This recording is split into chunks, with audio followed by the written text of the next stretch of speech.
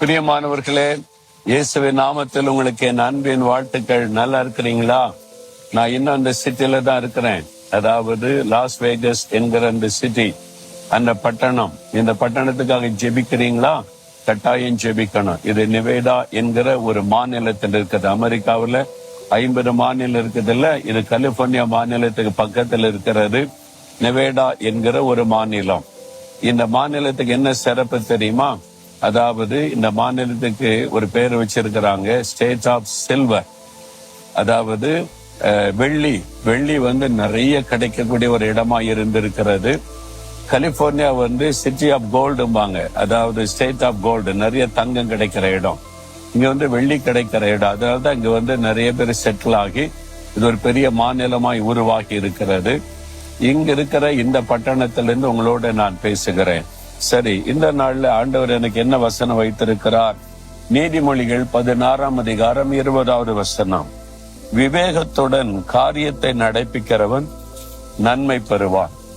உங்களுக்கு ஒரு நன்மையான காரியம் நடக்கணும். உங்களுடைய பிள்ளைகள் காரியத்துல அல்லது உங்களுடைய பிசினஸ் காரியத்துல, ஊழிய காரியத்துல ஒரு நன்மை தடைப்பட்டுக்கிட்டே இருக்கிறது. இந்த நன்மை மாத்திரம் நடக்க மாட்டேங்கன்னு சொந்து போயிருக்கிறீங்களா? விவேகத்தோடு காரியத்தை நடப்பிக்கிறவன் அவன் நன்மை பெறுவான்.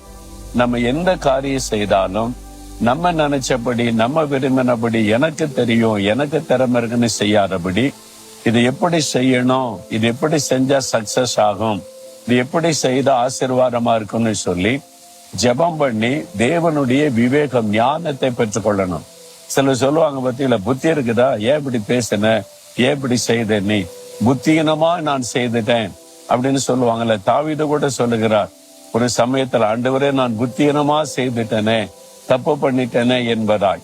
அதனால ஒரு பெரிய பாதிப்பு வந்தது. அதனால விவேகத்தோட செயல்பட்டாதான் நன்மையானதை நீங்கள் பார்க்க முடியும். அல்லது நீங்கள் எதிர்பார்க்கிற நன்மை விட தீமை அதிகமாக்கிவிடும். நீங்க செய்யற காரியத்துல விவேகம் அவசியம். அந்த விவேகம், புத்தி, ஞானத்தை தருகிறவர் கர்த்தர். அவரை விசுவாசித்து, ஆண்டவரே உம்முடைய ஞானத்தை எனக்கு தாங்க, இதை நான் எப்படி செய்யணும்னு கேட்கணும். இப்ப ஆண்டவர் எனக்கு ஒரு ஊழிய திட்டம் கொடுக்கறான்னு வைங்களேன், இதை நீ செய்யணும் அப்படின்னு சொன்னா உடனே உட்கார்ந்து நான் யோசித்து அப்படி செஞ்சிடலாம், இப்படி செஞ்சிருவோமா அப்படிலாம் நினைக்கிறது இல்லை. அதை எப்படி செய்யணும் ஆண்டவரே, நான் என்ன செய்யணும், எப்படி ஆரம்பிக்கணும், எப்படி கொண்டு போகணும், உங்களுடைய மனசுக்கு அதை சொல்லுங்க. அதுக்கு காத்திருந்து ஜெபிக்கும் போது ஸ்டெப் பை ஸ்டெப் ஆண்டவர் சொல்லுவார். முதல்ல ஜெபம் பண்ணு. இந்த காரியத்தை தடுக்கிறதுக்கு என்னென்ன காரியம் வரும் அதெல்லாம் முதல்ல ஜெபத்தினால நீ முறியடிக்கணும். முதல்ல ஜெபம் பண்ணு. அப்புறம் இந்த மாதிரி ஆட்களை கண்டுபிடி, அவங்களை இன்னென்ன நிறமையில உட்கார வைத்து அவங்களை இன்னென்ன மாதிரி செய்ய வை. இந்த மாதிரி ஸ்டெப் பை ஸ்டெப்பா செய்யும் போது காரியம் சக்சஸ் ஆகும். அதே மாதிரி நடக்கிறது. அதனாலதான் ஆண்டவர் சொல்ல, விவேகம், இந்த ஞானம் ரொம்ப அவசியம். நான் எனக்கு தெரியும் அப்படின்னு பெருமையில செய்து நிறைய மாட்டிக்கிட்டீங்க, நிறைய தோல்வி, நிறைய ஏமாற்றம், நிறைய தடைகள். இனியாவது அதை விட்டு ஆண்டவர்கிட்ட சொல்லுங்க, நான் தப்பு பண்ணிட்டு ஆண்டவரே, என் சொந்த பலம், ஞானம், புத்தியை சார்ந்துட்டு என்னை மன்னிச்சிருங்க. புத்தீனமா நிறைய காரியம் செய்தனால என் குடும்பமே பாதிக்கப்பட்டு போச்சுது. என் பிசினஸ்ல பாதிப்பு வந்துட்டு, தவறான தீர்மானம், புத்தீனமா செய்த காரியம். அப்ப உம்மிடத்துல ஆலோசனை கேட்காம, உம்முடைய ஞானத்தை பெற்றுக்கொள்ளாம நான் செய்த காரியத்தினால்தான் இவ்வளவு காட்டும். இன்றைக்கு என்ன ஒப்பு கொடுக்கிறேன், எனக்கு இதுல ஞானம் கொடுங்க, வழிநடத்தல் தாங்க அப்படின்னு கேளுங்க.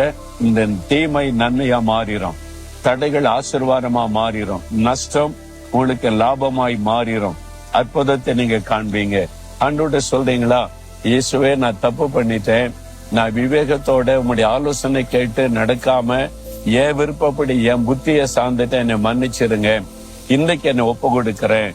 இந்த காரியத்துல நான் என்ன செய்யணும், எப்படி செய்யணும், விவேகத்தை எனக்கு தாங்க, ஞானத்தை தாங்க, வழிநடத்தல தாங்கன்னு கேளுங்க. இன்றைக்கு அதுக்கு ஒரு சொல்யூஷன் ஆண்டவர் தந்துருவார் பாருங்களேன். சொல்லுங்க, ஆண்டவரே நான் புத்தீனமாய் செய்த காரியத்தை மன்னிச்சிருங்க, சுயமா யோசித்து செய்த காரியத்தினால் வந்த விளைவுகளை மன்னிச்சிருங்க. இன்றைக்கு உங்களுடைய ஞானத்தை கொடுங்க, வழிநடத்தலை தாங்க, விவேகத்தோட நான் செயல்பட எனக்கு உதவி செய்யுங்க. இயேசுவின் நாமத்தில் ஆமேன், ஆமேன்.